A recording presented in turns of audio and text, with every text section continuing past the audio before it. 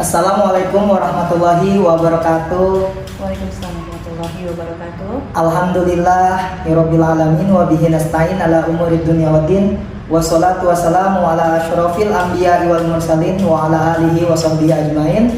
Rabbi shrah li sadri wa yassir li amri wahlul 'uqdatam min lisani yafqahu qawli, amma ba'du.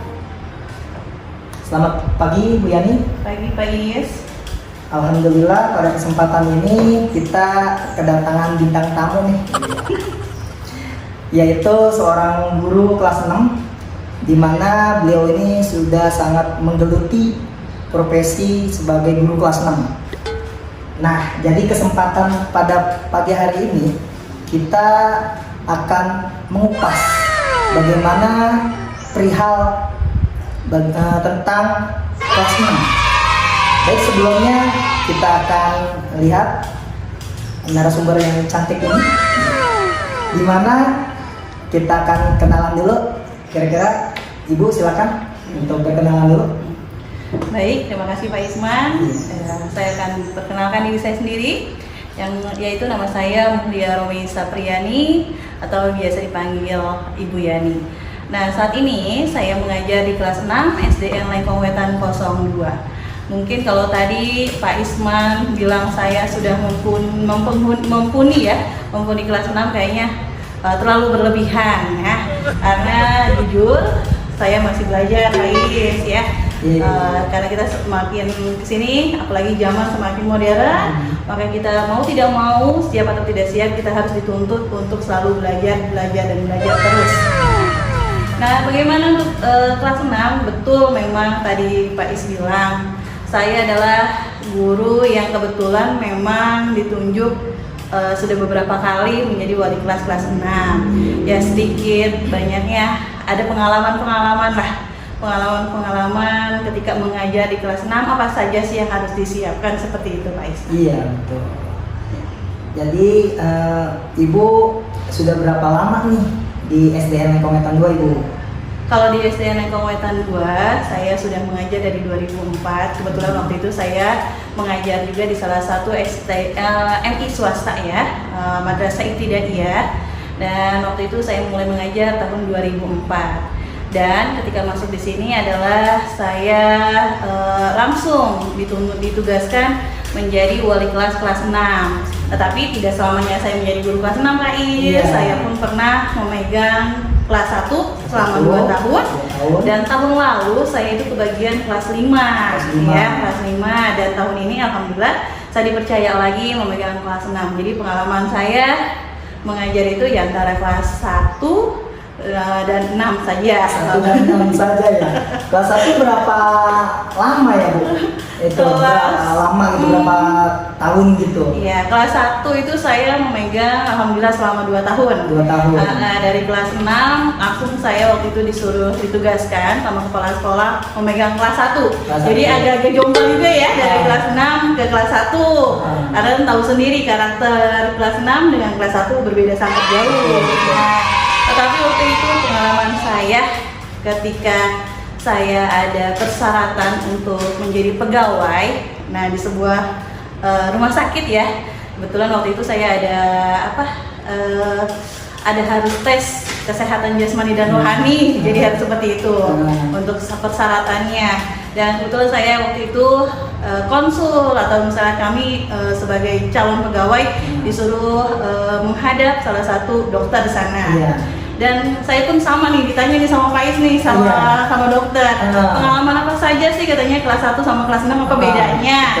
Nah, waktu itu saya sempat menyebut bedanya, karena kelas 1 dengan kelas 6 pasti beda banget ya dari karakternya.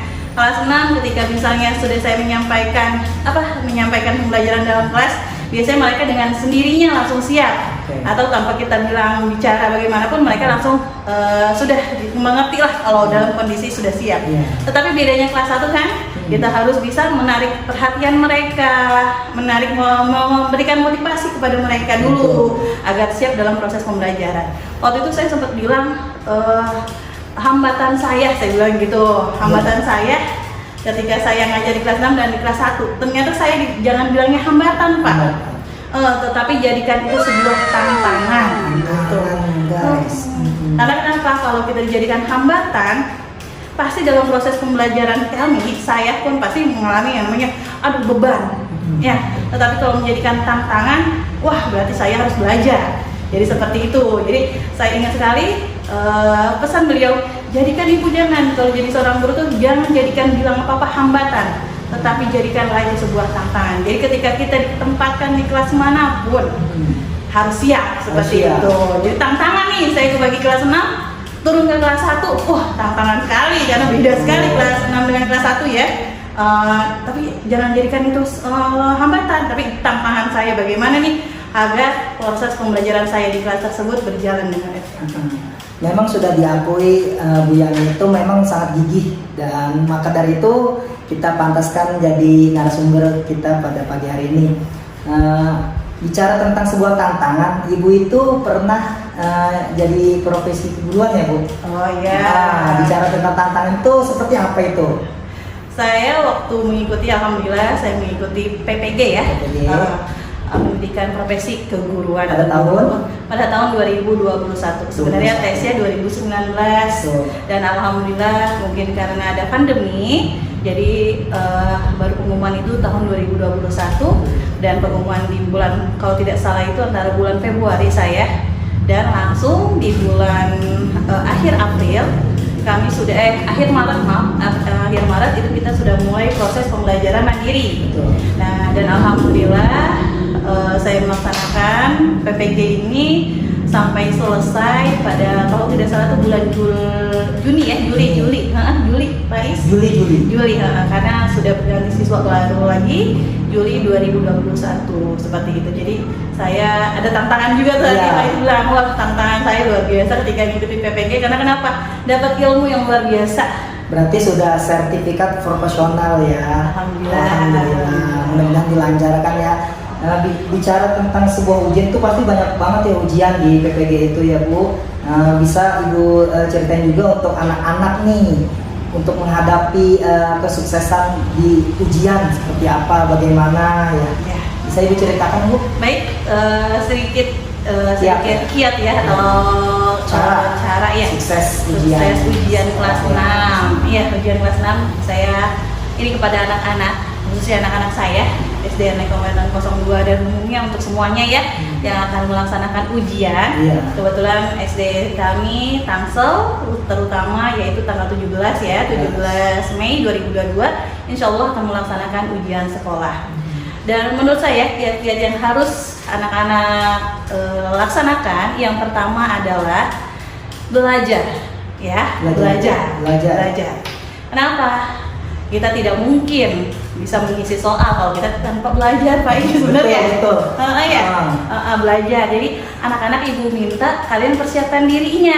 Persiapkan diri mungkin kalau sekarang karena udah besok mau ujian ya harusnya mempersiapkan diri ini dari jauh-jauh hari Pak Is. Jadi mereka sudah harus mempersiapkan diri dengan apa? Kalau yaitu sekarang belajar, apalagi kalau kelas 6 itu pelajaran materinya dari kelas berapa sih Bu? Itu kan materinya diambil dari kelas 4, kelas 5 dan kelas 6 ya. Maaf Bu, kalau belajar itu ada seperti apa Bu belajarnya? Yang ini apa semalaman gitu belajar terus atau seperti apa, atau ada kisi-kisinya untuk dipelajari sehingga nanti bisa Yang pertama adalah belajarnya yaitu belajarnya terus menerus. Artinya terus menerus itu jangan sampai begini. Jadi kalau kita pelajaran yang mau kita sama pelajari nih ya, yang mau kita ujikan, itu belajarnya adalah seperti ini mengulang materi yang disampaikan sama Bu Guru atau Pak Gurunya di sekolah itu diulang kembali di rumahnya.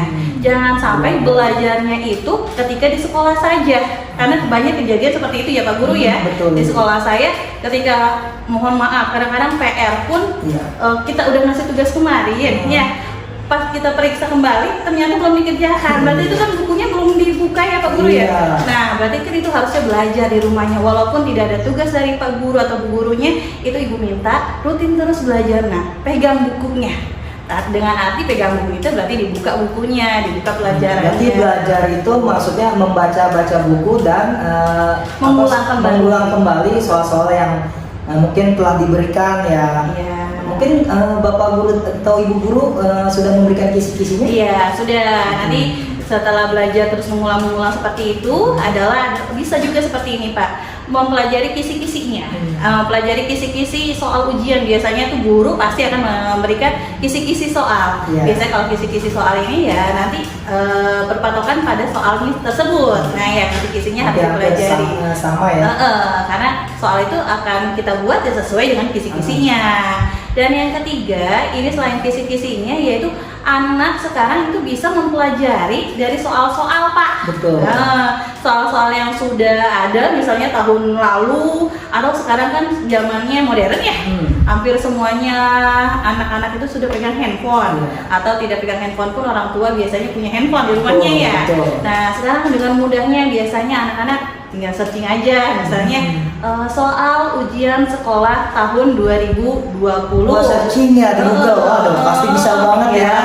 Nah biasanya Pak itu soal-soal akan muncul.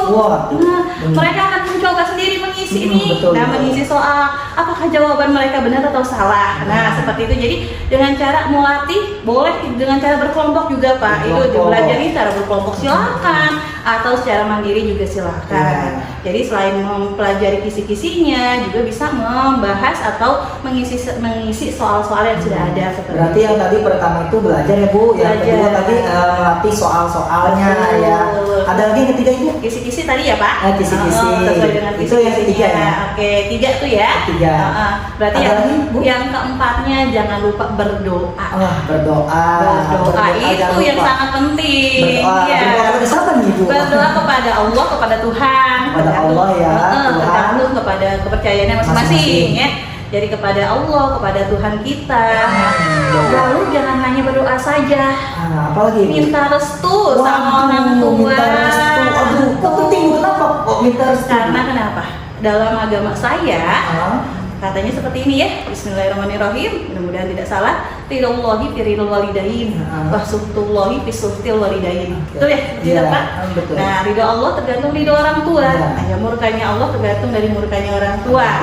Jadi minta sebelum berangkat sekolah nih, minta ridhonya sama orang tua. Sebelum kalian ujian, minta didoain sama orang tuanya. Karena kenapa? Itu tadi ridho Allah tergantung dari ridho orang tua. Kalau ridho Allahnya lemah, orang tuanya sudah ridho, insya Allah mengerjakan tugasnya juga, mengerjakan soalnya pun insya Allah dengan mudah seperti itu. Ya ingat ya, kalau orang tua itu ada 2 ya. Orang tua yang pertama Ibu, gimana Ibu? Orang tua yang pertama adalah di rumah. Di rumah ya. Yang kedua orang tuanya di mana? Orang tuanya karena kita sebagai pendidik, orang tua kalian menitipkan kan di sekolah. Ya, berarti orang tua yang kedua adalah guru yang ada di sekolah. Ya, itu adalah orang tua. Jadi orang tua kalian minta ridhonya, keikhlasannya, minta ridho kepada orang tua, berangkat dari rumah sama ayah sama ibu, lalu ke sekolah juga minta ridhonya sama guru-gurunya. Ya, jangan hanya guru kelas 6-nya saja, kalian bisa sampai di kelas 6 ini berarti kan sudah ada proses dari kelas 1, dari kelas rendah sampai dengan kelas 6 ini. Minta ridhonya kepada guru-guru tersebut. Iya. Bisa kita ambil kesimpulan Bu pada ilmu pagi hari ini. Apa Ibu kira-kira nih? Tadi yang pertama, iya tipsnya itu tadi apa Bu? Yang pertama belajar ya. Belajar. Yang kedua apa Bu? Belajar. Yang kedua adalah mempelajari kisi-kisi. Mempelajari kisi-kisi. Yang ketiga Ibu? 3 adalah membahas soal-soal. Membahas soal-soal. Yang keempat adalah meminta doa kepada Allah dan ridho orang tuanya. Yang kelima ridho orang tua ya. Jadi ada 5 tips yang Bu Yani telah sampaikan kepada kita semua. Ya ini menjadikan kita semangat terus untuk belajar ya. Bu Yani juga sangat semangat untuk belajar, tetap ya semangat sampai akhir hayat tetap belajar ya Bu ya.